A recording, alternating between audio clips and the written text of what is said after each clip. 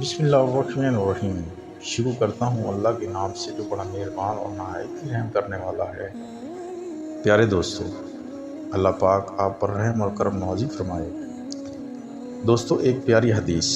حضرت فضل بن عباس رضی اللہ عنہ رسول صلی اللہ علیہ وسلم کے ساتھ سواری کے پیچھے بیٹھے ہوئے تھے کہ قبیلے کی ایک خوبصورت عورت آئی اور حضرت فضل اس کو دیکھنے لگے تو وہ بھی انہیں دیکھ رہی تھی، لیکن حضور صلی اللہ علیہ وسلم فضل رضی اللہ عنہ کا چہرہ بار بار دوسری طرف موڑ دینا چاہتے تھے۔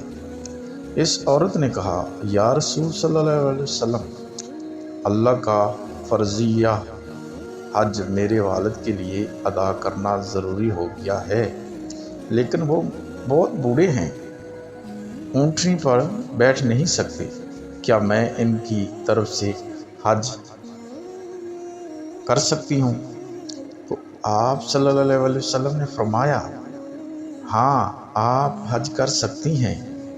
یہ حجۃ الوداع کا واقعہ ہے۔ پیارے دوستو، ایک پیاری حدیث۔ حضرت ابو ہریرہ رضی اللہ عنہ نے نبی کریم صلی اللہ علیہ وسلم سے کسی نے پوچھا کہ کون سا کام بہتر ہے، تو آپ صلی اللہ علیہ وسلم نے فرمایا، اللہ اور اس کے رسول پر ایمان لانا۔ پھر پوچھا گیا کہ پھر اس کے بعد؟ آپ صلی اللہ علیہ وسلم نے فرمایا، اللہ کے راستے میں جہاد کرنا۔ پھر پوچھا گیا تو پھر اس کے بعد؟ آپ صلی اللہ علیہ وسلم نے فرمایا، سب سے بڑا عمل حج کرنا، اگر وہ صاحب حیثیت ہو تو۔ پیارے دوستو، ایک اور پیاری حدیث۔ حضور صلی اللہ علیہ وسلم نے فرمایا، جس شخص نے اللہ کے لیے اس شان کے ساتھ حج کیا کہ نہ کوئی فاحش بات ہوئی اور نہ کوئی گناہ، تو وہ اس دن کی طرح واپس ہوگا جیسے اس کی ماں نے اسے ابھی جنا ہو۔